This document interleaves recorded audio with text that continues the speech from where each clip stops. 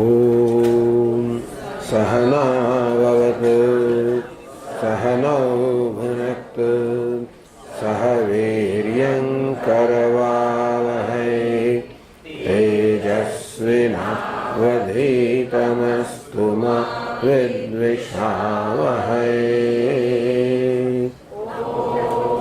शान्ति शान्ति शान्तिः। ॐ पूर्णमदः पूर्णमिदं पूर्णात् पूर्णमुदच्यते पूर्णमादाय पूर्णमेवावशिष्यते। ॐ शान्ति शान्ति शान्तिः। श्रुतिस्मृतिपुराणानाम् आलयं करुणालयं नमामि भगवत्पादं लोकशङ्करं शङ्करं शङ्कराचार्यं केशवं बादरायणं सूत्रभाष्यकृतौ वन्दे ईश्वरो गुरुरात्मेति मूर्तिभेदविभागिने व्योमवद्व्याप्तदेहाय दक्षिणामूर्तये अखण्डं सच्चिदानन्दम् अवाङ्मनसगोचरम् आत्मानमखिलाधारम् आश्रये भीष्टसिद्धये अर्थतोऽप्यद्वयानन्दान् अतीतद्वैतभानतः गुरूनाराध्यवेदान्त सारं वक्ष्ये यथामते।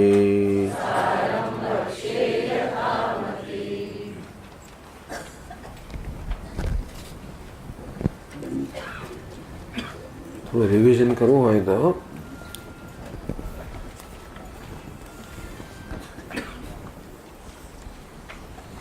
जो 156 पाना पर पुस्तक में एक चित्र है 28 नंबर નું चित्र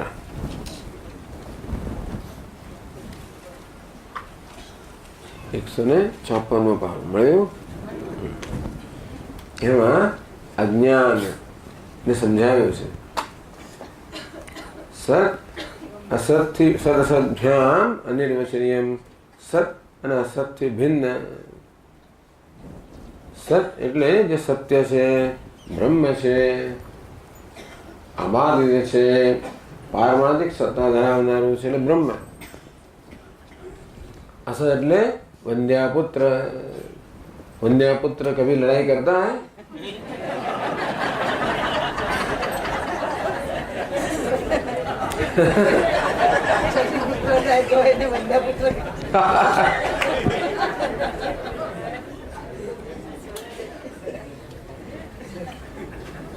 अभी तक जो विंध्या कहलाती थी उसका पुत्र हो गया तो उसको क्या वंध्यापुत्र कहेंगे? पुत्र होने से वंध्यात्व चला गया। આવું કશું નથી એવું બતાવવા માટે જે છે એ દ્વારા જ બતાવવું પડે। વંધ્યા પણ અસ્તિત્વ ધરાવતી હોય અને પુત્ર પણ। વંધ્યા પુત્ર આ ભેગું કર્યું ને સ્ક્વેર સર્કલ એવું કે અંગ્રેજીમાં ચોરસ વર્તુળ। ચોરસ પણ વસ્તુ છે વર્તુળ એને ભેગા કરો તો જો અસત સમજાવવા માટે બેને ભેગા જ કરાવડા। સસે વિષાણ સસલાનું શિંગડું સસલું પણ વિદ્યમાન છે સસલું છે શિંગડું છે સસલાનું શિંગડું એવું ભેગું કરો તો જ તમે અસત નથી એ વસ્તુ બતાવી શકો। તો વંધ્યાપુત્ર એટલે તુચ્છ છે સત અસત તુચ્છ એટલે જે છે જ નહીં। ઉનસે ભિન્ન, એ બંનેથી ભિન્ન એટલે શું છે? સદ અસત. એને શું કહેવાય? અનિર્વચનીય. અનિર્વચનીય કોને કહેવાય? જે સત અને અસત, સત પણ ન હોય અસત પણ ના કહેવાય. સદ અસતથી ભિન્ન છે એને અનિર્વચનીય. અજ્ઞાન કેવું છે? અનિર્વચનીય છે. પછી કહ્યું ત્રિગુણાત્મક, સત્વ રજસ તમસ. પછી જડ્યું ને 3 ગુણે સંયુક્ત. આ 3 ગુણ યુક્ત છે. શું થયું? નથી જડતું?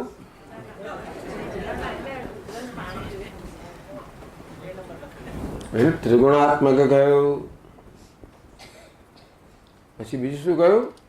સદરૂપ, અસદરૂપ, સદસદરૂપ તે ભિન્ન. એટલે યત કિંચિત એક જ વસ્તુ છે અને અજત કિંચિત કંઈક શું છે એ કહી શકાતું નથી. પછી ચોથી વસ્તુ જ્ઞાન વિરોધી. જ્ઞાત હોતે પર તો કે જ્ઞાન જેનું વિરોધ, જ્ઞાન થતા જે નષ્ટ થઈ જાય એને જ્ઞાન વિરોધી કહ્યું. જ્ઞાન અભાવ નહીં, જ્ઞાન વિરોધી. પછી ભાવરૂપ, અહમ અજ્ઞોસ્મી, હું અજ્ઞાની છું એવા અનુભવથી અજ્ઞાન છે. કઈક પ્રકારનું અસ્તિત્વ, વ્યાવહારિક અસ્તિત્વ ધરાવે છે, પારમાર્થિક અસ્તિત્વ. અને શ્રુતિથી કહેવામાં આવ્યું અનુભવ કયો, યુક્તિ કઈ, અનુભવ કયો. શ્રુતિ દેવાત્મ શક્તિમ સગુણ નિગુણામ એમ કરીને શ્રુતિ પણ એના માટે ટાંકવામાં આવી. જે શ્રુતિ દ્વારા પુષ્ટિ પ્રાપ્ત થઈ. જોયું છે આપણી ચિત્ર? સમય નથી મળતા. પછી 156માં પાના પર એટલે આપણે થોડો સમય અહીંયા ગાળવો પડે. શું થાય છે?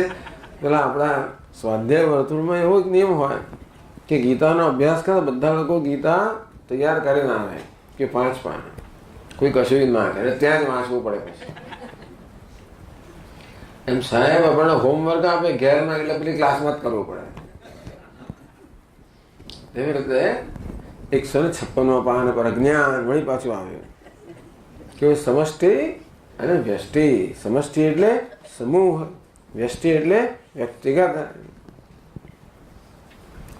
દૃષ્ટાંત આપ્યું, વન દૃષ્ટાંત આપ્યું, વૃક્ષોનો સમૂહ. જળાશય દૃષ્ટાંત આપ્યું, જળરાશિનો સમૂહ. અને દાષ્ટાંત શું છે? જીવોનો સમુદાય. એને સમષ્ટિ કહેવામાં આવે.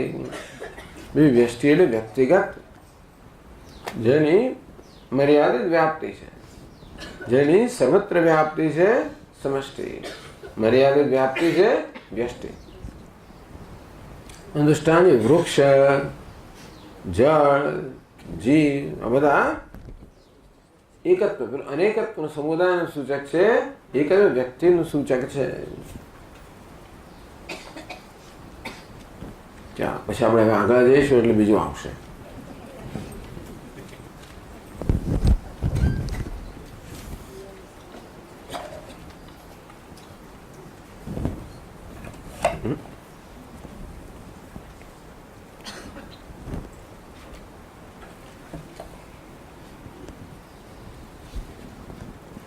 એકસો ને 57 પાના પર યમ સમષ્ટિ ઉત્કૃષ્ટોપાધિતયા વિશુદ્ધ સત્વ પ્રધાના એતદ ઉપહિતમ ચૈતન્યમ. બધા શ્લોકો ગોખતા લાગે છે બરોબર. સર્વજ્ઞત્વ, સર્વેશ્વરત્વ, સર્વનિયંતૃત્વાદિ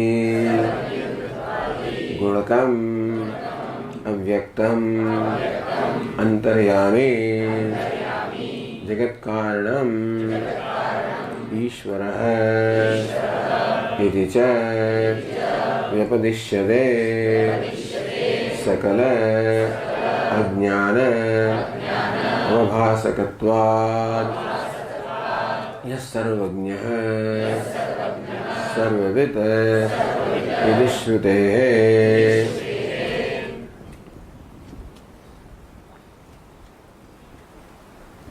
એતદ ઉપહિતમ ચૈતન્યમ, તો જે સમષ્ટિ જ્ઞાન છે એ સમષ્ટિ જ્ઞાન રૂપી વેશને ધારણ કરનાર આ સ્ફટિકને ઉપહિત કહેવાય, આ રંગને ઉપાધિ કહેવાય. તેવી રીતે સમષ્ટિ અજ્ઞાનને ઉપાધિ કહેવાય અને અજ્ઞાનનો આભાસ જેમાં પડે છે એ ચૈતન્યને ઉપહિત કહેવાય. તો જેવી રીતે આ રંગ પોતાનો ધર્મ એ કેવી રીતે આ સ્ફટિક પર આરોપિત કરનો આભાસ ઉત્પન્ન કરે છે, તેવી રીતે આ સમષ્ટિ અજ્ઞાન પણ પોતાના ગુણ છે એનો આભાસ ચૈતન્યમાં ઉત્પન્ન કરે. એને કારણે ચૈતન્યને જાત જાતની બધી પદવી મળે. જેમ કે આ સ્ફટિકને ભૂરો કહેવાય, કેસરી કહેવાય, બરાબર ને? એવું આ સ્ફટિક જાત જાતની પદવીઓ પ્રાપ્ત કરે. એ પોતાનો ધર્મ નથી, એ કોનો ધર્મ છે? ઉપાધિનો ધર્મ છે. તેમ ચૈતન્યનો પોતાનો ધર્મ કોઈ નથી. એ કેવું છે? નિર્ધર્મક, નિરુપાધિક, નિર્ગુણ. પરંતુ એ જાત જાતની પદવીઓ પ્રાપ્ત કરે. કોને કારણે? પેલી એની ઉપાધિ છે, એનો વેશ કહો, અજ્ઞાન, સમષ્ટિ અજ્ઞાન જે અત્યંત નજીકમાં છે એને કારણે પોતાના ગુણોનો ધર્મનો આભાસ ઉત્પન્ન કરે છે. અને તેથી સર્વજ્ઞત્વ એટલે ઈશ્વરને આપણે સર્વજ્ઞ કહીએ. માયા સહિતનું બ્રહ્મ એટલે ઈશ્વર, ઈશ્વરને આપણે સર્વજ્ઞ કહીએ. ખરે એટલે સર્વમ જાનાતિ, જે સર્વને જાણે છે એને સર્વજ્ઞ કહેવાય. પણ સર્વને જાણવા પણ ખરેખર ક્યાં છે? માયામાં છે. પણ કારણ કે માયા જળ છે માટે એમાં જાણવા પણ ન હોય. એ ચૈતન્ય જ્યારે માયાને કે સમષ્ટિ અજ્ઞાનને ચૈતન્યવંત બનાવે ત્યારે એના ગુણો છે એ ગુણો બધા પ્રકાશમાન થાય. માયામાં બધું છે, સર્વને જાણવા પણ એ ચૈતન્યની સન્નિધિ વગર એ પ્રગટ ન થાય. માટે આપણે ગૌણ અર્થમાં કહીએ ચૈતન્ય સર્વજ્ઞ છે. સર્વેશ્વરત્વ, સર્વનો ઈશ્વર છે, સર્વનો સાધક શાસક છે, સર્વ નિયંતૃત્વ, સર્વનો નિયંતા છે, બધાને નિયમનમાં રાખનાર છે. આવું તો આપણે જગતમાં જરાક નજર કરીએ ત્યારે પણ આપણે જણાવે કે પેલા મોટા મોટા તત્વો ભીષાસ્માદ વાતઃ ભવતે, જેની આજ્ઞાથી જેના ભયથી વાયુ પવન વાઈ રહ્યો છે. ભીષો દેદ સૂર્ય, જેના ભયથી જેની આજ્ઞાથી સૂર્ય ઉદય થાય છે, અસ્ત થાય છે. ભીષાસ્માદ અગ્નિશ્ચેન્દ્રશ્ચ, અગ્નિ એની આજ્ઞાથી જાણે કે બળી રહ્યો છે. ઇન્દ્ર વર્ષા કરી રહ્યો છે. મૃત્યુ પોતાનું કાર્ય કરી રહ્યું છે. આમ જગતના આ બધા અત્યંત શક્તિશાળી તત્વો છે. કોઈને ગાંઠે નહીં. સામાન્ય રીતે શક્તિશાળી લોકો ગાંઠે માટે નહીં. એ જયારે ગાંઠતા હોય ત્યારે સમજવું કે ખરેખર કોઈક એવો નિયંતા હોવો જોઈએ તો બધું વ્યવસ્થિત ચાલે. નહીં તો બધું પેલું આપણું જેવું શાક માર્કેટના જે વાતાવરણ થઈ જાય, શાંત થઈ જાય. આમ કોઈક એવા સ્વામીઓનો આવતા માત્ર બધા લોકો અદ્ધર થઈ જાય. એક શબ્દ ઉચ્ચારવાની હિંમત નથી. ખબર સ્વામી એટલે સ્ટેજ પર ના જો ઓડિયન્સ તો ખબર હોય કે સ્વામીજી આવી ગયા. ભગવાનની એવી ધાક છે. સર્વ નિયંતા, સૂર્ય, ચંદ્ર, અગ્નિ આ બધા તત્વો પણ બધા નિયંત્રણમાં રહે છે. એ પછી આપણે કહીએ કે નિયંત્રણ કરનાર કોઈ હોવું જોઈએ એટલે આપણે એને નિયંતા કહીએ. આ જગતનું સર્જન કરનાર છે. જે સર્જન કરનાર હોય એનામાં સર્જનનું જ્ઞાન હોવું જોઈએ. જેમ કે આપણે ખીચડી બનાવી હોય, કશું કરવું હોય તો એનું જ્ઞાન જોઈએ ને, એમને તો ન થાય ને. તેવી રીતે સમગ્ર જગતનું સર્જન કરનાર છે એને સર્વનું જ્ઞાન હોવું જોઈએ. એવો માટે ઈશ્વરને સર્વજ્ઞ કહીએ. અવ્યક્તમ, અવ્યક્ત એટલે જે વ્યક્ત થઈ ન શકે એવું અવ્યક્ત.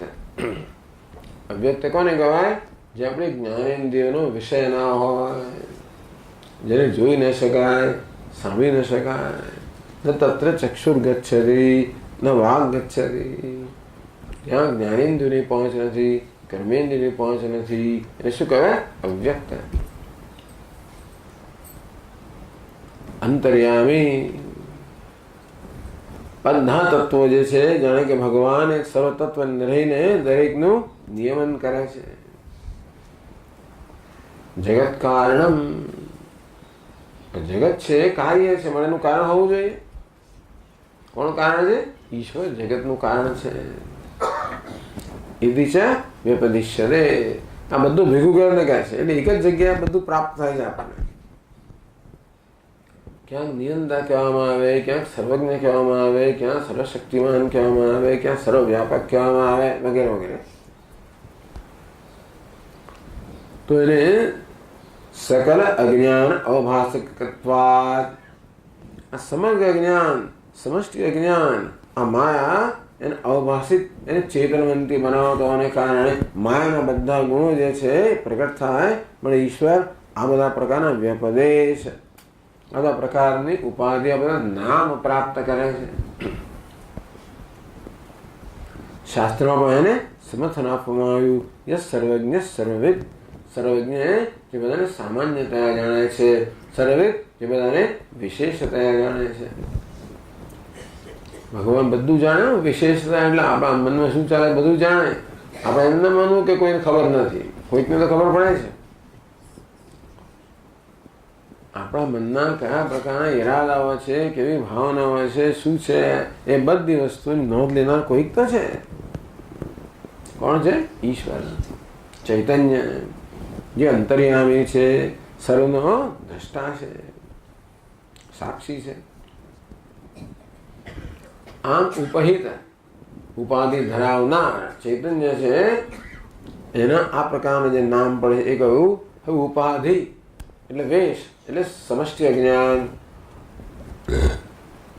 એ પણ ભિન્ન ભિન્ન પ્રકારના નામ કે વ્યપદેશ પ્રાપ્ત કરે છે.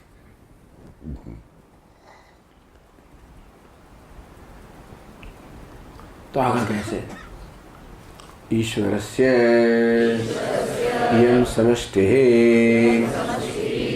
અખિલ કારણત્વાत् કારણ શરીરમ આનંદ પ્રસુરત્વાत् કોશવદ આચ્છાદકત્વાચ્ચ આનંદમય કોશઃ સર્વોપરમત્વાत् સુષુપ્તિः અતઃ એવ સ્થૂલ સૂક્ષ્મ પ્રપંચ લયસ્થાનમ ઇતિ ચ ઉચ્યતે. ઈશ્વરસ્ય યમ સમષ્ટિ, સમષ્ટિ કહો, સમષ્ટિ અજ્ઞાન કહો, માયા કહો, એને શું કહે છે? કારણ શરીર. ઉપાધિનું એક નામ છે કારણ શરીર. જો આપણે અહીંયા જેવું આપણા વ્યક્તિત્વમાં છે ને વ્યષ્ટિમાં, એવું ઈશ્વરમાં કલ્પવામાં આવે છે. એ પહેલા ઈશ્વરનું વર્ણન કર્યું એટલે આપણે શું કરીએ? બાકી પહેલા જે વ્યક્તિનું વર્ણન કર્યું આપણે સરળ થઈ ગયા. જેવું તો આપણું આ સ્થૂળ શરીર છે, જ્યાં આગળ કહેવામાં આવ્યું કે એને સ્થૂળ કેમ કહેવાય? જે ઇન્દ્રિયોના જ્ઞાનનો કે અનુભવનો વિષય હોય એને સ્થૂળ કહેવાય. આ શરીરને આપણે સાંભળી શકીએ, સ્પર્શી શકીએ, જોઈ શકીએ, સૂંઘી શકીએ, એનો સ્વાદ લઈ શકીએ વગેરે બધા શબ્દ, સ્પર્શ, રૂપ, રસ, ગંધ, આ બધા એટલે પાંચે પાંચ જ્ઞાનેન્દ્રિયોનો વિષય છે ને. આપણે જોઈ શકીએ, સાંભળી શકીએ, સ્પર્શ કરી શકીએ. મારા શરીરને સ્થૂળ શરીર કહેવાય. પછી આગળ કહેવામાં આવ્યું કે સ્થૂળ શરીરની ચેતનતા કોને આભારી છે? અંદર રહેલા સૂક્ષ્મ શરીરને. પંખો ફરે ને એ ક્યારે ફરે? એની અંદર એક મોટર હોય ત્યારે. વીજળી તો જોઈએ, વીજળી જોડે બીજું શું જોઈએ? અંદર એક મોટર હોય છે. જો પંખામાંથી મોટર કાઢી લઈએ તો પંખો પણ હોય અને વીજળી પણ હોય અને તોય પંખો ચાલે નહીં. ચાલે? બધાને ખબર છે ને પંખામાં મોટર હોય છે, એટલું તો ખબર હશે.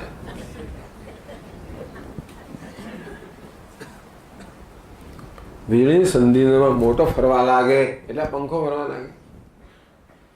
એટલે વીજળીની જે શક્તિ છે એ પહેલા પેલી મોટર કહો એ મોટરમાં પ્રસારિત થાય અને મોટરની પછી ગતિ છે એ પંખામાં આવે. વીજળી પંખો સીધે સીધો નથી ચલાવતી, મોટર દ્વારા ચલાવે છે. તો બધી ચેતનતા તો ચૈતન્યને કારણે જ છે, પણ ચૈતન્ય દેહને સીધે સીધો ચેતન બનાવતો નથી, સૂક્ષ્મ શરીર દ્વારા ચેતન બનાવે. એટલે ચૈતન્યની ચેતનતા પહેલા સૂક્ષ્મ શરીરમાં આવે. આગળ અહીં સમજાવશે સૂક્ષ્મ શરીરનું બનેલું છે 5 જ્ઞાનેન્દ્રિયો, 5 કર્મેન્દ્રિયો, 5 પ્રાણ, મન, બુદ્ધિ. મન કોણ? મુખ્યનો ઘટક કયો? અંતઃકરણ. તો જેવી રીતે જળનો સ્વભાવ છે, કોઈ પણ આવી રીતે સ્વચ્છ દ્રવ્ય હોય ને, જેમ કે જળ તો સ્વભાવ છે કે ઉપર કોઈ પ્રકાશમય પદાર્થ જેમ કે સૂર્ય હોય તો આપોઆપ જ એને પ્રતિબિંબિત કરે. કોઈ એનો સ્વભાવ જ છે ને. અરીસાનો શું સ્વભાવ છે? આપણે અરીસા સમક્ષ ઉભા રહીએ, અરીસો જે સ્વચ્છ દ્રવ્ય છે એની સમક્ષ ઉભા રહીએ એટલે આપણા ચહેરાને આપણને પ્રતિબિંબિત કરે. ભીત એવું ના કરે. ભીત સ્વચ્છ દ્રવ્ય નથી, અરીસો સ્વચ્છ દ્રવ્ય છે. તેમ આપણું અંતઃકરણ સ્વચ્છ દ્રવ્ય સત્વનું બનેલું છે. એનો સ્વભાવ છે કે ચૈતન્યને પ્રતિબિંબિત કરવું. એટલા જ માટે અંતઃકરણમાં ચૈતન્યનું પ્રતિબિંબિત છે ચિદાભાસ. આભાસ શબ્દનો વાપરે. આભાસ કહો, પ્રતિબિંબ કહો, થોડો ફેર બતાવે પણ આપણી સમજ માટે આભાસ કહો, પ્રતિબિંબ કહો. ચૈતન્ય સૂક્ષ્મ શરીરમાં પ્રતિબિંબિત થાય, સૂક્ષ્મ શરીર ચેતનવંતું બને, એ ચેતનતા પછી સ્થૂળ શરીરમાં પ્રસારિત થાય. એટલે આપણું સ્થૂળ શરીર છે, સૂક્ષ્મ શરીર છે, અને ત્રીજું કારણ શરીર છે, તત્વબોધ. આ તત્વબોધની મોટી આવૃત્તિ છે. એ તમને લખવાનું રહી ગયું ને સર્ક્યુલર, બધા તત્વબોધનો અભ્યાસ કરીને આવજો.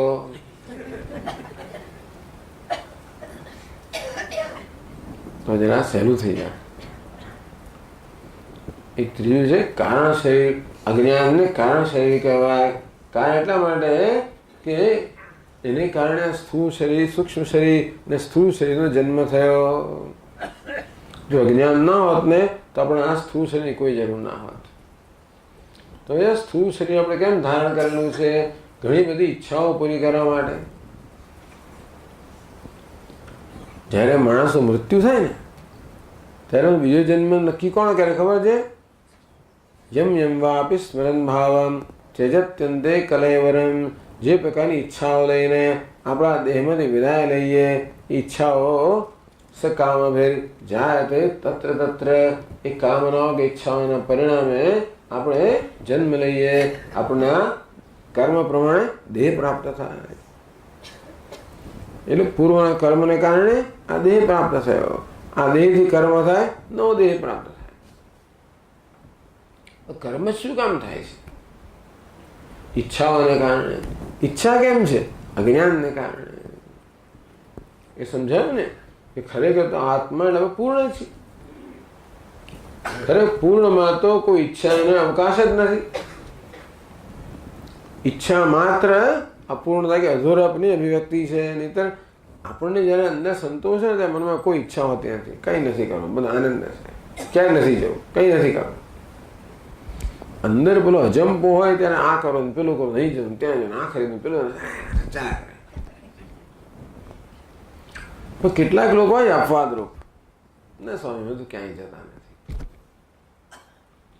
આનંદ છે. કહેવાનો શું છે કે અંદર સંતોષ હોય તો પેલો અજંપો ના હોય, અને તો પછી ઈચ્છા ન હોય. ઈચ્છા ન હોય તો કર્મ ના હોય, કર્મ ના હોય તો કર્મ ફળ ના હોય. આ દેહ કર્મનું ફળ છે. કર્મના પરિણામ મળેલો છે. કર્મ ઈચ્છાને કારણે છે, ઈચ્છા અજ્ઞાનને કારણે છે. એટલે આ દેહ છે વડે શેની ઉપજથી? અજ્ઞાનની ઉપજ થઈ ને. દેહ સીધે સીધું કર્મની ઉપજ કહેવાય. કર્મ છે ઈચ્છાની ઉપજ છે, ઈચ્છા અજ્ઞાનની ઉપજ છે. એટલે અજ્ઞાનનો પુત્ર કોણ? કામ કે ઈચ્છા? એનું પુત્ર કોણ કે સંતાન કોણ? કર્મ. એનું સંતાન કોણ? તો કે આ દેહ. એટલે વિજ્ઞાનનું શું થયું? આ પ્રપૌત્ર. બરાબર. પણ છેવટે અજ્ઞાનની જ ઉપજ થઈ ને. એટલે સ્થૂળ દેહ છે એનું કારણ કોણ છે? અજ્ઞાન. હવે એવું છે ને કે સ્થૂળ દેહ હોય તો સૂક્ષ્મ દેહ હોવો જ જોઈએ. નહીં સ્થૂળ દેહ કરે શું બિચારો? ઈચ્છાઓ પૂરી કરવા માટે કર્મેન્દ્રિય જોઈએ, પ્રાણ જોઈએ, જ્ઞાનેન્દ્રિય, બધું જોઈએ. એટલે જે હેતુથી આ દેહ પ્રાપ્ત થયો છે એ હેતુને સિદ્ધ કરવા માટે આ બધા ઘટકો જોઈએ. મન જોઈએ, બુદ્ધિ જોઈએ, જ્ઞાનેન્દ્રિય જોઈએ, કર્મેન્દ્રિય જોઈએ, બધું જોઈએ ને. આપણે સતત વ્યવહાર કરીએ એમાં બધાનો ઉપયોગ થાય છે ને. જ્ઞાનેન્દ્ર ઉપયોગ થાય. આ સરસ બેઠા છે ભાઈ જ્ઞાનેન્દ્રિય દ્વારા. પછી મનમાં ઈચ્છા જન્મે, મારે ખરીદવું છે. ભાઈ થોડો સંઘર્ષ જન્મે કે આ તો અમદાવાદમાં મળે કે ના મળે. આવું તો મળતું હોય છે. ના અહીંયા જેવું ના મળે, આવું સસ્તું ના મળે, એમ થોડું થાય મનમાં. અને પછી બુદ્ધિમાં નિશ્ચય થાય ચાલો ખરીદવું છે.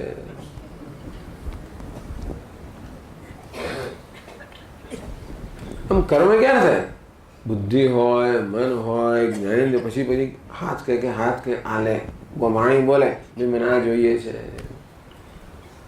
હાથ પછી એને પકડે, પગ પછી એને લઈ આવે. ખરું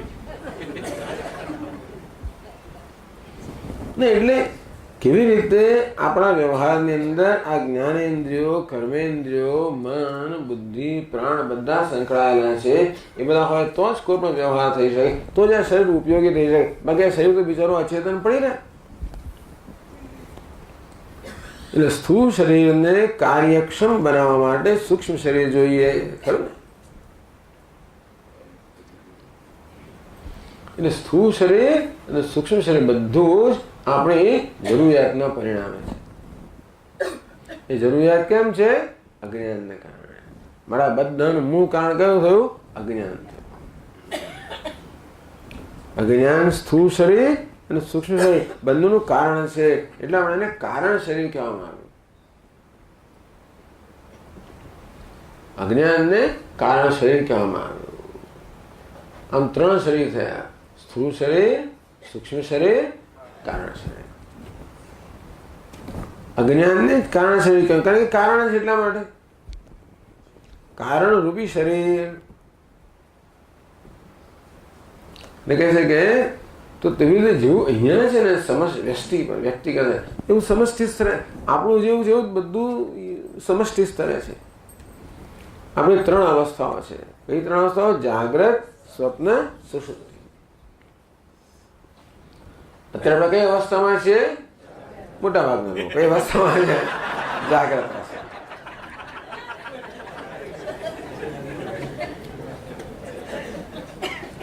ઘણી વાર બહુ ચાલ્યા હોઈએ, બહાર ગયા હોઈએ, થાકી ગયા હોઈએ તો આ જયારે સારો સમય છે થોડોક આરામ કરી લે.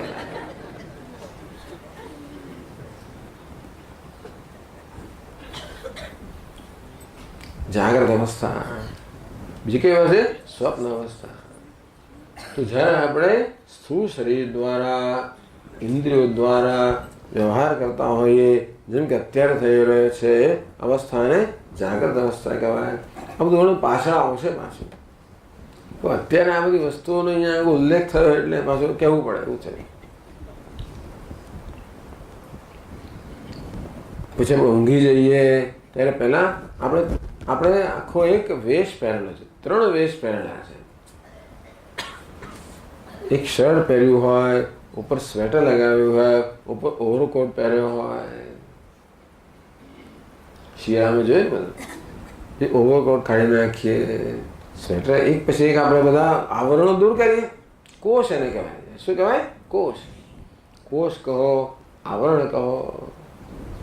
આ વસ્ત્ર શું છે? આમ તો આચ્છાદક, આપણી શરીરને આચ્છાદિત કરે છે, ઢાંકે છે. વસ્ત્ર કહેવાય, કોષ કહેવાય.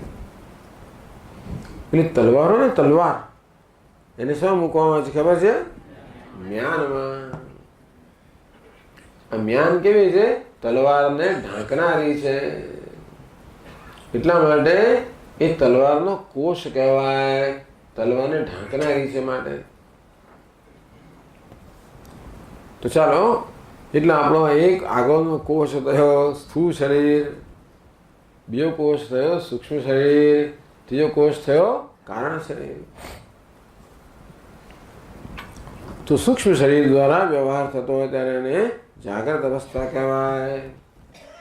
પછી આપણે ઊંઘી જઈએ ત્યારે પછી પહેલાં સ્વપ્ન અવસ્થા આવે ત્યારે સ્થૂળ શરીર રૂપી આપણે કોષ દૂર કરી દઈએ, એટલે પછી સ્થૂળ શરીરમાં અભિમાન રહેતું નથી. સૂક્ષ્મ શરીરમાં અભિમાન રહે અવસ્થાને સ્વપ્ન અવસ્થા કહેવાય. પછી એ પણ છોડી દઈએ, સૂક્ષ્મ શરીર કોષ પણ કે આ આવરણ પણ છોડી દીધું, અભિમાન છોડી દીધું. માત્ર એક અભિમાન કારણ શરીરમાં અજ્ઞાનમાં. એ અવસ્થાને સુષુપ્તિ અવસ્થા કહેવાય. જાગ્રત, સ્વપ્ન, સુષુપ્તિ, ત્રણ અવસ્થાઓ, ત્રણ શરીર: સ્થૂળ શરીર, સૂક્ષ્મ શરીર, કારણ શરીર. સ્થૂળ શરીરમાં અભિમાની જીવ, એને કહેવાય છે વિશ્વ. સૂક્ષ્મ શરીરમાં સ્વપ્નમાં અભિમાની જીવ, જાગ્રતના અભિમાની જીવને શું કહેવાય? વિશ્વ. સ્વપ્નના અભિમાની જીવને કહેવાય તેજસ, અને સુષુપ્તિના અભિમાની જીવને આત્માને કહેવાય પ્રાજ્ઞ. આ બધું પોતે પાછળ સમજાય, અત્યારે એનો ઉલ્લેખ કરે છે. જે પ્રકારની વ્યવસ્થા આ વ્યક્તિગત સ્તરે છે એ વ્યવસ્થા સમષ્ટિ સ્તરે છે, ઈશ્વરના સ્તરે. ઈશ્વર જાગતો હોય. આ સમગ્ર બ્રહ્માંડ તો ઈશ્વરનું સ્થૂળ શરીર છે. બ્રહ્માંડ છે નામ રૂપાત્મક જગત ભગવાનનું સ્થૂળ શરીર છે. એને કહેવાય છે વિરાટ.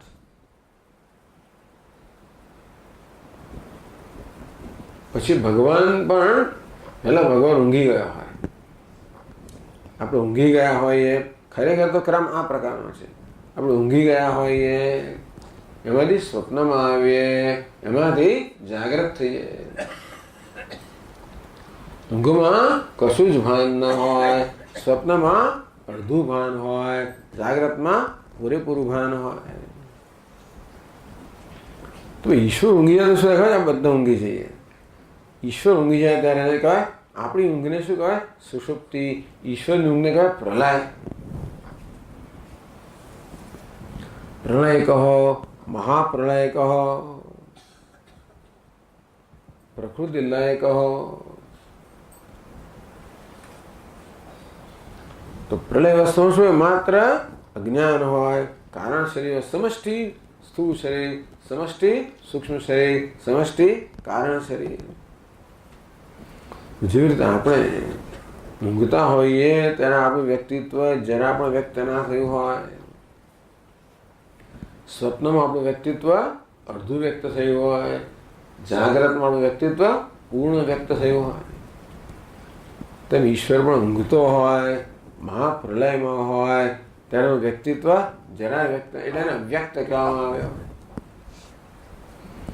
માયાને પણ અવ્યક્ત કહે અને ભગવાન પણ, કારણ કે કારણ શરીરે ઊંઘે છે ને ભગવાન. શેષ શૈયા પર નિદ્રામાં છે ને વિરાજમાન,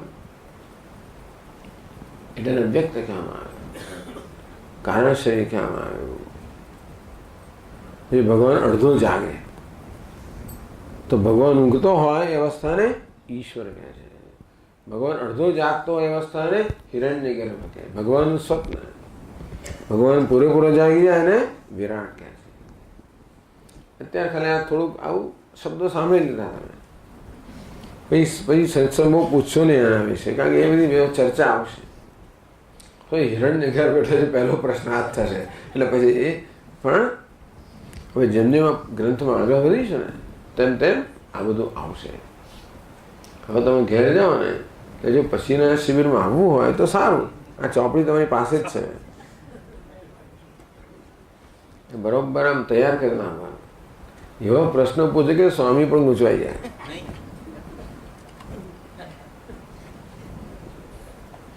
તો આપણે લાગે કે તમે તૈયાર કર્યું છે. આપણે તાજા ને તાજા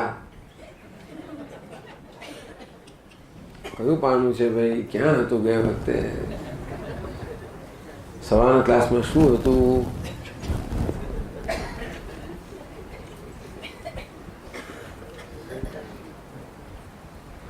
આમ જોઈએ તો શિબિરમાં ઘણી પ્રવૃત્તિ, પણ આમ જોઈએ તો બહુ બહુ સમય પણ છે. સમયને શું કરવું એ ખબર નથી પડતી.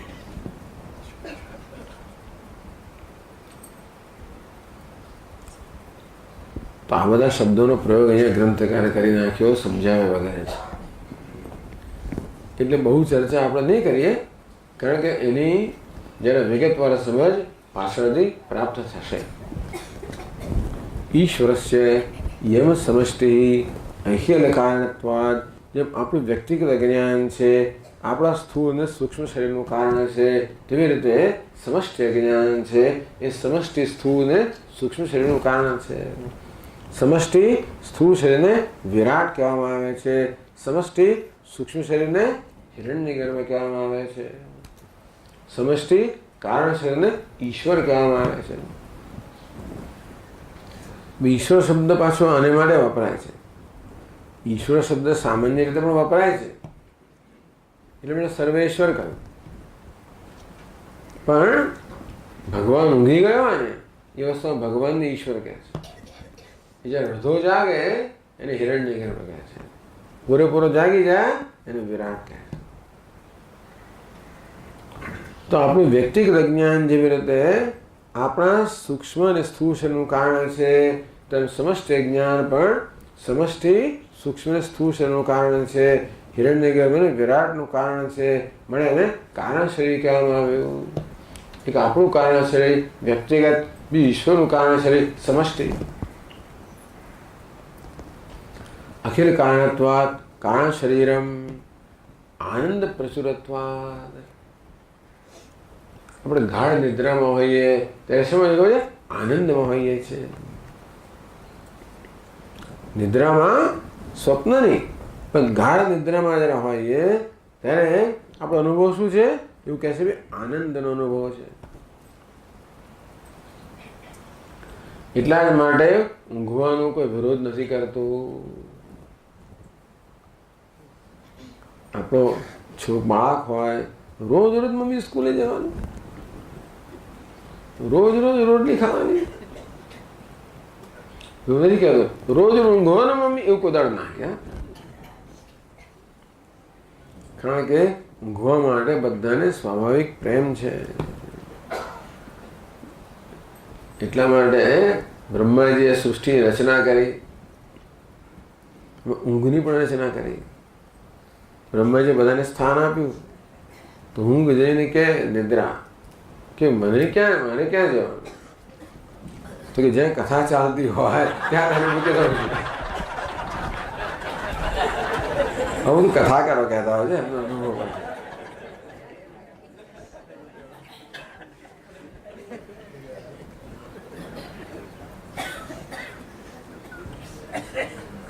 પણ એટલે કહેવાનો મતલબ છે કે એ આ સુષુપ્તિ કહેવાય, ગાઢ નિદ્રા કહેવાય, એમાં આપણને મુક્તિનો અનુભવ છે, આનંદનો અનુભવ. કારણ કોઈ ચિંતા નથી ને. મન હોય ત્યાં સુધી ચિંતાઓ હોય. જાગ્રતમાં મન હોય એની જાત જાતની ચિંતાઓ હોય, જાત જાતના રાગ દ્વેષ હોય. આ બધી વસ્તુઓ આપણા સુખમાં આડે આવનારી હોય છે. એમાંથી છૂટીને આપણે સ્વપ્નમાં જઈએ, આપણે પોતાની સૃષ્ટિ રચીએ, ત્યાં પાછી એના જ માણસો આવી જાય, પાછી એનો એ સંસાર આવી જાય. સ્વપ્નમાં પણ બહુ સુખ નથી હોતું, એને છોડી દઈએ. એટલે આપણે મનને જ છોડી દઈએ. પછી ગાઢ નિદ્રામાં મન પણ હોતું નથી, મન પણ વિલીન થઈ ગયું. શું વિલીન થઈ ગયું? પોતાના કારણમાં, અજ્ઞાનમાં વિલીન થઈ ગયું. એટલે ચિંતા કરનારું, કરાવનારું, આપણને ચિંતા કરાવનારું, આપણા શાંતિની આડે આવનારું આપણું મન જ છે. એ જ ના રહે. ત્યાં શાનો અનુભવ થાય? ગાઢ શાંતિનો અનુભવ થાય. જે શાંતિ છે ત્યાં સુખ છે. ભગવાને બીજી રીતે કહ્યું, અશાંત સુખ સુખમ. જે અશાંતિ હોય ત્યાં સુખ ક્યાંથી હોય? જે શાંતિ હોય તે સુખ હોય. ટૂંકમાં ગાઢ નિદ્રામાં, સુષુપ્તિમાં મુક્તિનો અનુભવ છે. છૂટ્યા દરરોજ આપણે મોક્ષનો અનુભવ થાય છે. શેમાં? સુષુપ્તિમાં અનુભવ થાય છે. જ્ઞાન નથી થતું કે ત્યાં આપણામાં સભાનતા નથી. પણ સુષુપ્તિમાં, ગાઢ નિદ્રામાં મુક્તિનો અનુભવ છે, આનંદનો અનુભવ છે. માટે કહ્યું આનંદ પ્રચુરત્વાદ. આનંદનું પ્રાધાન્ય છે એમાં કારણ અવસ્થામાં. ભગવાનની કારણ અવસ્થા, ભગવાનની સુષુપ્તિ. પણ ત્યારે જ્ઞાન કેમ નથી? કારણ કે તે અજ્ઞાનનું આવરણ છે. ગાઢ સુષુપ્તિમાં, ગાઢ નિદ્રામાં અજ્ઞાનનું આવરણ છે. આનંદ પણ છે અને અજ્ઞાન પણ છે. સુખમહમ અસ્વાપ્સમ ન કિંચિત અવેદિશમ.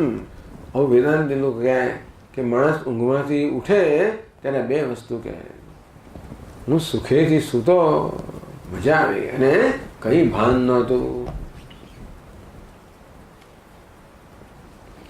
ઘણા લોકો તો એટલા બધા સુખની એવી એમને નિદ્રાની એવી શું કહેવાય આપણે સિદ્ધિ હોય છે કે ઘણા લોકો વાતો કરતા કરતા થોડોક આરામ કરી લે.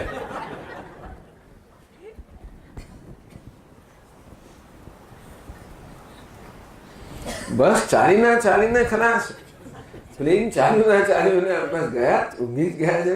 કેટલા લોકોને બિચારાને આખે 24 કલાક ઊંઘ ના આવે. ટ્રેનમાં ઊંઘ ના આવે ને, બસમાં ઊંઘ ના આવે, પ્લેનમાં ઊંઘ ના આવે. પેલા તો જેવું જરાક આમ બસ ચાલે. મોટી સિદ્ધિ કહેવાય. અમારે કેટલાક સાધકો તો એનો રેકોર્ડ કરેલો છે. કેટલા કલાકનો રેકોર્ડ કર્યો? 20 કલાકનો. ટ્રેનની અંદર જે ઊંઘ્યા યાત્રા કરીને આવેલા. એટલે જે કારણ હોય તે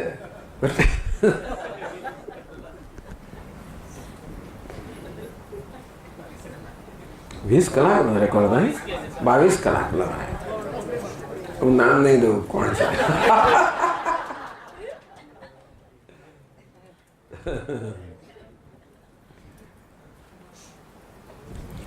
પણ આવો આનંદ અનુભવ થાય છે, પણ છતાં આપણે તે વખતે જ્ઞાન નથી કે હું આનંદ સ્વરૂપ છું. કેમ? કારણ કે ત્યાં આગળ અજ્ઞાનનું આવરણ છે. આવરણ કહો, કોષ કહો. એટલે આત્માનું સ્વરૂપ શું છે? આનંદ છે. અજ્ઞાન શું કરે છે? આનંદને ઢાંકી દે છે. આનંદ પ્રચુરત્વા. આત્માના સ્વરૂપને કારણે તે આનંદનો અનુભવ છે.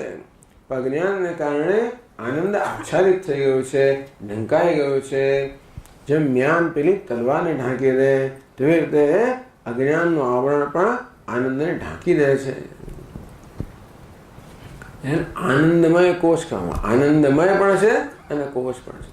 આનંદ પ્રચુરત્વાત કોષવત આચ્છાદકત્વાત આનંદમય કોષ. હવે એકેય શબ્દ એમને સમજાવવા નથી આપણને, સીધે સીધું જ કહી દે છે. એને શું આપણે અપેક્ષા લાગે છે આ બધું આપણે જાણતા હોય એવું માની લેતા હશે. પછી ભગવાનની ઊંઘ એને શું કહેવાય? પ્રલય કહેવાય. સર્વોપરમત્વાત સુષુપ્તિ. જો આપણે જ્યારે ઊંઘમાં એવું જ ભગવાનનું છે બધું. આપણો જેવો બધો વ્યવહાર છે એવો જ ઈશ્વરનો વ્યવહાર છે, ભગવાનનો વ્યવહાર છે. આપણે પણ જ્યારે ઊંઘી જઈએ, ગાઢ નિદ્રામાં હોઈએ ત્યારે આપણું સમગ્ર વ્યક્તિત્વ કેવું થઈ જાય? લીન થઈ જાય. ઊંઘમાં આપણે હોઈએ છીએ ખરા. ઊંઘમાં કશી વસ્તુનો નાશ થતો નથી. બધી વસ્તુ કેવી રહી જાય? સંસ્કારના રૂપમાં રહી જાય, બીજ રૂપમાં રહી જાય, કારણ રૂપમાં રહી જાય, લીન થઈ જાય. ટૂંકમાં આપણે રાત્રે જ્યારે સૂઈએ ત્યારે જે પ્રકારની ઈચ્છાઓ, જે પ્રકારની અભિલાષાઓ, જે પ્રકારના રાગ દ્વેષ, જે પ્રકારની ચિંતાઓ, જે બધું લઈને સૂતા હોઈએ, જાગીએ એટલે વળી પાછું સવાર થઈ જાય. આપણે ઈચ્છીએ કે સવારે ભાઈ હું જાગું જ નહીં, અથવા બીજો કોઈ માણસ જાગે તો કેવું સારું, પણ નહીં. કોણ જાગે છે? જે સૂતો હતો એ જ જાગે છે. એ જ બધી ઈચ્છાઓ, એ જ બધા ભય ચિંતાઓ, એ જ સંસાર લઈને જાગે છે. એનો અર્થ શું થયો? એનો અર્થ થયો કે ગાઢ નિદ્રામાં પણ આ બધી વસ્તુઓ વિદ્યમાન હતી. કયા રૂપમાં હતી? સંસ્કાર રૂપમાં હતી, બીજ રૂપમાં હતી, કારણ રૂપમાં હતી. હતું ખરું, પણ અવ્યક્ત રૂપમાં હતી. તો જેવી રીતે આપણી સુષુપ્તિમાં ગાઢ નિદ્રામાં આપણું સમગ્ર વ્યક્તિત્વ લીન થઈ જાય છે. એવું કહેવાય કે સ્થૂળ શરીર સૂક્ષ્મ શરીરમાં લીન થઈ જાય, સૂક્ષ્મ શરીર કારણ શરીરમાં લીન થઈ જાય. તેમ પ્રલય જ્યારે થાય ને તેના સ્થૂળ જગત છે વિરાટ હિરણ્ય ગર્ભમાં લીન થઈ જાય. એ પછી પાછો માયામાં કે સમસ્ત જ્ઞાનમાં લીન થઈ જાય. એ બધાનો કોળિયો કરીને ભગવાન સૂતો હોય. ભગવાનનું પેટ ભરેલું છે. એ તો આટલું લાંબુ તો ભૂખ ના લાગે ને. ભગવાન શેષ શૈયામાં વિરાજમાન છે. કેટલા બધા કેટલો બધો સમય, બહુ લાંબો સમય, કલ્પ સુધી. કેમ ભૂખ ના લાગે? કારણ કે આખા ત્રણેય લોકોનો કોળિયો કરીને એને જઠરમાં રાખીને સૂતેલો છે. એટલા માટે ફરી સર્જન થાય તો ત્યાંથી સર્જન થાય છે. જઠરમાં છે ને, ત્રણ લોક ક્યાં છે? જઠરમાં છે. અને તેથી સર્જન થાય ત્યારે કમળ ક્યાંથી ઉગે? નાભીમાંથી ઉગે. એમાં બ્રહ્માજી, એમાંથી સર્જન થાય. સર્વો પરમત્વાત, બધાનો ઉપરમ થઈ જાય, ઉપર થઈ જાય, બધાનો લય થઈ જાય. એ અવસ્થા માટે એને સુષુપ્તિ, ભગવાનની સુષુપ્તિ કહે છે, અથવા એને મહાપ્રલય કહે છે. અતએવ સ્થૂલ સૂક્ષ્મ પ્રપંચ લય સ્થાનમ ઇતિ ચ ઉચ્યતે. એટલા જ માટે એ અવસ્થાને સ્થૂળ અને સૂક્ષ્મ પ્રપંચ, સ્થૂળ પ્રપંચ એટલે વિરાટ, સૂક્ષ્મ પ્રપંચ એટલે હિરણ્ય ગર્ભ, આ બધાનું લય સ્થાન છે. ટૂંકમાં બધા થઈને વિરામ પામે છે. એ રીતે સારું છે. રોજ આપણે જો સુષુપ્તિ ન હોત તો આપણે ગાણા થઈ ગયા, થાકી ગયા હોત ને. આ સુષુપ્તિ શું છે? આપણે માટે વિરામનું સ્થાન છે. તે બિચારા જીવો અનેક જન્મ લઈ લઈને આ સંઘર્ષ કરી થાકી ગયા હોય. અસંખ્ય જન્મ લઈને દરેક જન્મમાં સંઘર્ષ કરીને જીવ થાકી ગયા એટલે ભગવાન વિરામ આપે. શેમાં? આ પ્રલયમાં બધાને વિરામ મળી જાય. પાછળ સૃષ્ટિ વખતે પાછળ ચાલુ થઈ જાય લડાઈ કરવા માટે. તેથી પ્રપંચ લય સ્થાનમ ઇતિ ચ ઉચ્યતે. આમ સ્થૂળ પ્રપંચ, સૂક્ષ્મ પ્રપંચ, વિરાટ, હિરણ્ય ગર્ભ, આ બધાનો લય થઈ જતો હોવાને કારણે બધું પોતાના કારણમાં સમષ્ટિ જ્ઞાનમાં માયામાં લીન થઈ જાય. અને માટે એને લય સ્થાનમ કહે કે પ્રલય સ્થાનમ કહે.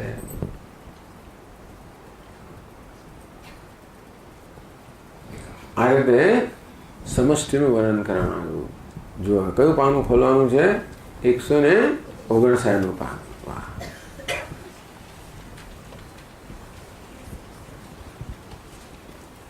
કયું ચિત્ર છે? કેટલા નંબરનું? 30 નંબર. બરાબર. તો આપણે એક જ ચિત્ર જોઈએ છે જરા ખાતરી થઈ જાય ને આપણને.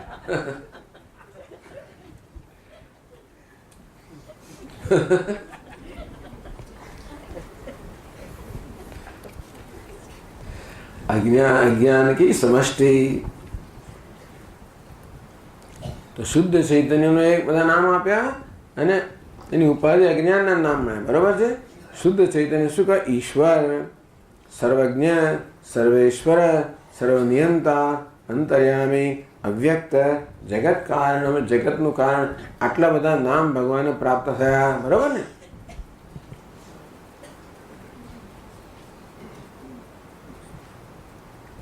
એની ઉપાધિ કઈ છે? વિશુદ્ધ સત્વ પ્રધાન, અજ્ઞાનની ઉત્કૃષ્ટ ઉપાધિ.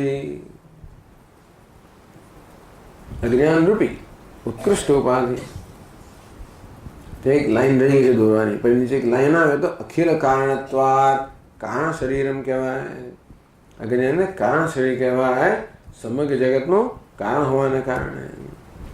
આનંદ પ્રચુરત્વાત કોશવત આચ્છાદકત્વાત આનંદમય કોશ. એમાં આનંદનું પ્રાચુર્ય છે અને કોષની જેમ આચ્છાદિત કરે છે, માટે એને આનંદમય કોષ કહેવામાં આવ્યો. પછી શું છે આગળ? સ્થૂલ સૂક્ષ્મ પ્રપંચ કા લય સ્થાન, માટે લય સ્થાન કહેવામાં આવ્યું. સર્વ બધું ઉપરમ થઈ જાય માટે સુષુપ્તિ કહેવામાં આવી. બે વસ્તુના નામ આપ્યા, એક ચૈતન્યના પણ નામ આપ્યા અને બીજા અજ્ઞાનના, અવિદ્યાના કે માયાના પણ નામ આપ્યા. ચૈતન્ય કયા નામ થયા? સર્વજ્ઞ, સર્વેશ્વર, સર્વનિયંતા, અંતર્યામી, અવ્યક્ત, જગત કારણમ. તો માયાના કયા નામ થયા? કારણ શરીરમ, આનંદમય કોશ, સુષુપ્તિ, લય સ્થાનમ. આ બધા કોના નામ છે? સમષ્ટિ અજ્ઞાન કે માયાના. બરોબર?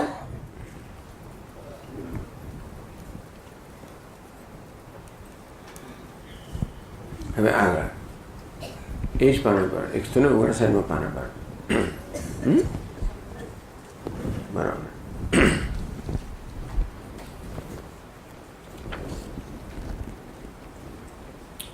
યથા વનસ્ય વ્યષ્ટ્યભિપ્રાયેણ વૃક્ષાઃ ઇતિ અનેકત્વ વ્યપદેશઃ યથા વા જલાશયસ્ય વ્યષ્ટ્યભિપ્રાયેણ જલાની ઇતિ તથા અજ્ઞાનસ્ય વ્યષ્ટ્યભિપ્રાયેણ તદ અનેકત્વ વ્યપદેશઃ ઇન્દ્રો માયાવિઃ પુરરૂપઃ ઈયતે ઇત્યાદિ શ્રુતેઃ. એક જ વન છે. સમષ્ટિ અભિપ્રાયથી, સામૂહિક અભિપ્રાયથી, સામૂહિક દ્રષ્ટિથી એને વન કહેવામાં આવે. જ્યારે વ્યક્તિગત દ્રષ્ટિએ જમીન પર ચાલતા હોઈએ એ વનને શું કહે? વૃક્ષોનો સમુદાય કહેવામાં આવે. વન એટલે શું? વૃક્ષોનો સમુદાય. બરાબર ને? તો જ્યારે આપણી સમગ્ર દ્રષ્ટિ હોય આકાશમાંથી, ત્યારે આપણે શું દેખાય? એક વન દેખાય. એટલે આપણે એક કહીએ. એ જ વસ્તુને એક અને અનેક બંને કહેવામાં આવે છે. એક જ હસ્તી છે. શું છે? એક દ્રષ્ટિ જોઈએ તો આપણે વન કહીએ એટલે એકપણું થયું. બરાબર ને? એ જ વસ્તુને આપણે જમીન પરથી જોઈએ ત્યારે અનેક વૃક્ષ, એને જ આપણે અનેક કહીએ છીએ ને. એકને, એક જ વસ્તુને એક પણ કહીએ છીએ, અનેક પણ કહીએ છીએ દ્રષ્ટિબિંદુથી. એક સમગ્રતયા દ્રષ્ટિબિંદુ હોય ત્યારે એક કહેવાય, જ્યારે વ્યક્તિગત દ્રષ્ટિબિંદુ હોય ત્યારે અનેક કહેવાય. અનેક વૃક્ષો એમ કહેવાય. પેલા એક વન જેને કહેવાતું એને જ અનેક વૃક્ષો કહેવાય છે. અથવા જળાશય, ઉપરથી એક મોટું સરોવર દેખાય, નીચે બધા ખબર પડે કે નાના નાના બધા, ઘણા બધા નાના તળાવો છે, ત્યારે નીચે આવી ત્યારે ખબર પડે. એ જ વસ્તુ જે એક જળાશય કહેવાતું હતું, એ જ જ્યારે હવે આપણે નીચેથી જોયું ત્યારે અનેક જળ કહેવામાં આવે છે. આ તો એક જ અજ્ઞાનના બે નામ કેવી રીતે થાય? એવો પ્રશ્ન નથી. એક જ વસ્તુને એક પણ કહો અને અનેક પણ કહો, એવું કેવી રીતે બને? એવો પ્રશ્ન છે. તો કે દૃષ્ટિબિંદુથી, સામુદાયિક દૃષ્ટિથી એક, વ્યક્તિગત દૃષ્ટિથી અનેક. તથા અજ્ઞાનસ્ય વ્યષ્ટિ અભિપ્રાયેણ તદ અનેકત્વ વ્યપદેશઃ. એમ અજ્ઞાનને પણ સમષ્ટિ અભિપ્રાયથી એક કહેવામાં આવ્યું. એના માટે શુદ્ધનું વાક્ય કહેવામાં આવ્યું, અજામ એકામ લોહિત શુક્લ કૃષ્ણ. ત્યારે અનેક છે એ માટે શાસ્ત્રનું તમારી પાસે કોઈ સમર્થન છે? તો કે ઇન્દ્રો માયાવિઃ પુરુરૂપ ઈયતે. ઇન્દ્ર, ઇન્દ્ર શબ્દ છે પરમેશ્વર. એક ધાતુ છે ઇન્દ્ર, પરમૈશ્વર્ય. ઇન્દતિ પરમૈશ્વર્યમ લભતે ઇતિ ઇન્દ્રઃ. હવે ઇન્દ્ર તો દેવતાના રાજાને કહેવાય, એનો રૂઢિ અર્થ. यौगिक अर्थ केवो थाय परमेश्वर. એટલે ઇન્દ્ર માયાવી પુરુરૂપ ઈયતે. આ ઋગ્વેદનું એક વાક્ય છે જેમાં માયા શબ્દનો ઉલ્લેખ છે. આવું કશું થોડું થોડું વેદાંત લોકોને મળી જાય એટલે પછી એ લોકો બરાબર જોરમાં આવી જાય કે જો માયા તો ભાઈ વેદમાં કહ્યું છે, અમે ઓછા કહીએ છીએ એકલા. કારણ કે વેદાંત લોકોને માયાવાદી કહેવામાં આવે છે. તમે લોકોએ માયા નામની વસ્તુ ઊભી કરેલી છે, શાસ્ત્રમાં છે જ કેમ? તો કે આ રહી જો એક નસીબ જો કે શ્વેતા શત્રુપનિષદ છે. માયામ તો પ્રકૃતિ વિદ્યાત માયનમ તો મહેશ્વરમ. ત્યાં પણ માયા કહેવામાં આવી. ભગવદ્ ગીતામાં તો બહુ સ્પષ્ટ છે. મામેવ યે પ્રપદ્યન્તે માયામેતામ તરંતિ તે. ભગવાન કહે કે જે મારું મને શરણ થાય છે એ લોકો માયાને તરી જાય છે. નાહમ પ્રકાશ સર્વસ્ય યોગ માયા સમાવૃત. રાત્રે થવાની છે ટેસ્ટ. નામ પ્રકાશ સર્વસ્ય. ભગવાન કે કોઈ મને જાણતું નથી. યોગ માયા સમાવૃત. કારણ કે મારી યોગ માયાથી હું સારી રીતે આચ્છાદિત છું, ઢંકાયેલો છું. માટે એમ કહે ભગવાને ત્યાં વળી પાછો માયા શબ્દનો પ્રયોગ કર્યો. પછી એક જગ્યાએ માયા શબ્દ આવે છે ગીતામાં. હા, એ તો આવી ગયો. મામેવ પ્રપદ્યન્તે માયામેતામ તરંતિ. બરાબર આવી ગયો. હા ચાલો, એક શ્લોકમાં 2 વાર માયા શબ્દ આવે. હા, ઈશ્વર સર્વભૂતાનાં હૃદ્દેશે જન તિષ્ઠતિ ભ્રામેન સર્વભૂતાની યંત્રારૂઢાની માયા. ઘટ છે ને બાપો. હજી વીરબાની તો વાત જ નથી. હા,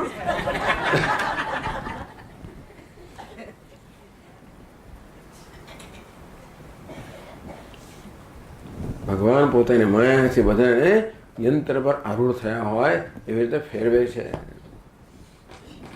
આવી રીતે ભગવદ્ ગીતામાં તો માયા, પણ લોકો તો વેદ જુએ કે ભગવદ્ ગીતા ના ચાલે. એટલે વેદમાં પણ આવું એક વાક્ય મળે છે, ઇન્દ્રો માયાભી પુરુરૂપ ઈયતે. ઇન્દ્ર એટલે પરમેશ્વર એવો અર્થ કર્યો. માયાભી, માયા વિક્ષેપ શક્તિભી. માયા એટલે આગળ કહેશે આપણે વિક્ષેપ શક્તિ, સર્જન શક્તિ. પરમેશ્વરમાં એક સર્જન શક્તિ છે. એ દ્વારા વિક્ષેપ એટલે સર્જન કરવાની શક્તિ છે. એ દ્વારા સર્જન કરે દેહનું, ઇન્દ્રિયોનું, અંતઃકરણનું. એમ કરી કરીને પ્રતિબિંબિત થાય. ભગવાન એક જ છે. ભગવાને શું કર્યું? આ બધા અનેક બધી ઉપાધિ સર્જી. આપણે બધા કેવા છે? ડોલ જેવા છે. સવારે વાત કરી ને, ડોલના દૃષ્ટાંતમાં અમે દાર્ષ્ટાનમાં ડોલ છે. આપણું સ્થૂળ શરીર છે ને, એ ડોલના સ્થાને છે. જળના સ્થાને શું છે? આપણું અંતઃકરણ, સૂક્ષ્મ શરીર. અને પછી અંદર કોણ છે? પ્રતિબિંબ, ચિદાભાસ. તો ભગવાને શું, ઇન્દ્રએ શું કર્યું? ભગવાને શું કર્યું? આ બધાને ઉત્પન્ન કર્યા. બધાએ અંતઃકરણ ઉત્પન્ન કર્યા. બધી ડોલો, સ્થૂળ શરીર, સૂક્ષ્મ ઉત્પન્ન કર્યા. અને પછી પોતે પ્રતિબિંબિત થયો અને અનેક રૂપે ભાસેલો. એક જ પરમાત્મા, એક જ સૂર્ય જેવી રીતે અનેક ડોલમાં પ્રતિબિંબિત થઈને અનેક રૂપે ભાસે, તેવી રીતે એક પરમેશ્વર અનેક ઉપાધિમાં પ્રતિબિંબિત થઈને અનેક રૂપે ભાસે છે. પુરુરૂપ બહુરૂપ ઈયતે પ્રકાશતે. પુરુ એટલે બહુ, બહુરૂપે પ્રકાશ. એક જ પરમાત્મા બહુરૂપે પ્રકાશ છે. પોતાની માયાથી, પોતાની વિક્ષેપ શક્તિથી, પોતાની સર્જન શક્તિથી. ઇત્યાદિ શ્રુતે. તો એ ટીકા કે ય એક જાલવાન ઈશતે ઈશનીભિ. માયા શબ્દ નહીં ત્યાં શકે, પણ છતાં આ ખ્યાલ બીજા મંત્રમાં પણ મળે છે. એક જાલવાન ઈશતે. શ્વેતા શૂદ્રોપનિષદ. જાલવાન એટલે માયાવી. જાલ એટલે શું? ઇન્દ્રજાળ. ઇન્દ્ર એટલે માયા. જાલવાન એટલે જાળ ધરાવનાર, ઇન્દ્રજાળ ધરાવનાર, જાદુ ધરાવનાર, માયાવી. ભગવાનને કે શું કહ્યો? જાલવાન, માયાવી.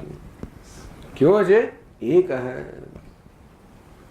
ઈયતે પ્રકાશ ઈશિની ઈશતે પોતાની શક્તિઓથી, પરમ શક્તિઓથી એ બધાને ઈશતે બધાનું શાસન કરે છે ઇત્યાદિ. આ પ્રકારે જેમ શાસ્ત્રમાં એક માયા અજ્ઞાન માટે માયા માટે એક એવો શબ્દ વાપરવામાં આવે છે, એવી રીતે અનેક એવો પણ શબ્દો વાપરવામાં આવ્યા છે. ટૂંકમાં અમે જે કહીએ છીએ એને શાસ્ત્રનું પૂરેપૂરું સમર્થન છે. કાલે ચાલુ રાખશું. ઓમ પૂર્ણમદ પૂર્ણમિદં પૂર્ણાત પૂર્ણમુદચ્યતે પૂર્ણસ્ય પૂર્ણમાદાય પૂર્ણમેવાવશિષ્યતે. ઓમ શાંતિ શાંતિ શાંતિ. શંકરં શંકરાચાર્યં કેશવં બાદરાયણં સૂત્રભાષ્યકૃતૌ વંદે ભગવन्तौ પુનઃ પુનઃ. ઈશ્વરો ગુરુરાત્મેતિ મૂર્તિભેદવિભાગિને વ્યોમવદ્વ્યાપ્તદેહાય દક્ષિણામૂર્તયે નમઃ.